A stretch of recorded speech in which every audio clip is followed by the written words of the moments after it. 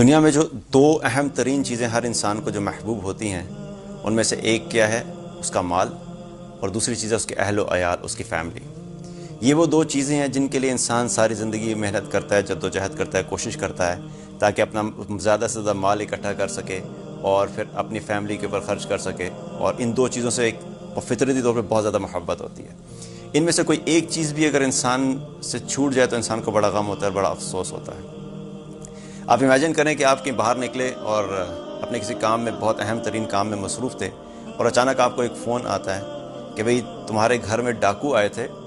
اور وہ تمہارے گھر میں جتنا بھی مال پڑا ہوا تھا تمہارا سارا مال بھی لے گئے اور تمہارے گھر والوں کو بھی لے کے چلے گئے۔ اس خبر کے پہنچتے ہی، چاہے آپ بہت اہم ترین میٹنگ میں بیٹھے ہوئے ہوں، چاہے آپ کسی شادی کے اندر ہوں، چاہے آپ اپنے دوستوں یاروں کے درمیان ہلا گلا کر رہے ہوں، چاہے دنیا کا بہت اہم ترین کام کر رہے ہیں، آپ کی دکان کے اوپر بہت زیادہ گاہک آئے ہوئے ہوں، ہر چیز کو چھوڑ کے فوراً بھاگیں گے، کیونکہ آپ کے لیے سب سے اہم ترین کیا چیز تھی؟ آپ کا مال اور آپ کے اہل و عیال۔ رسول اللہ صلی اللہ علیہ وسلم نے ایک حدیث میں فرمایا، صحیح مسلم اور بخاری کی حدیث ہے، الذی تفوتہ الصلاۃ العصر فکأنما وتر اہلہ ومالہ،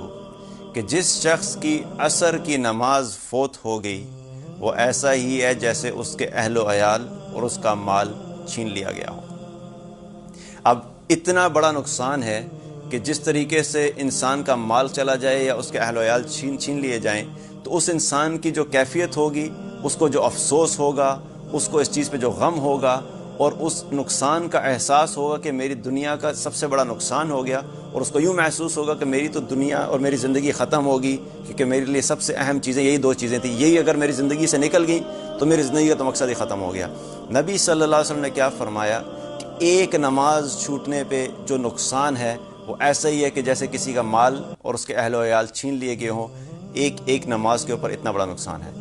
تو جیسے مال اور اہل و عیال کا لٹ جانا ایک بہت بڑا نقصان ہے، اسی طریقے سے نماز کا چھوٹ جانا بھی اتنا ہی بڑا نقصان ہے۔ اس لیے اپنی نماز کی حفاظت کریں۔ جب بھی نماز کا وقت ہو، دنیا میں کوئی بھی کام کر رہے ہوں، کسی بھی جگہ پر ہوں، چاہے شادی میں ہیں، چاہے دکان میں ہیں، چاہے بزنس کی میٹنگ ہے، چاہے باس کے ساتھ بیٹھے ہوئے ہیں، اس وقت سب سے اہم کام ہے کہ اللہ نے جو صدا دیا نماز کے لیے پہنچے، کیونکہ نماز کے چھوڑ دینے کا نقصان بھی وہی ہے کہ جیسے کسی کا اہل و عیال اور مال سب کچھ لٹ گیا ہو۔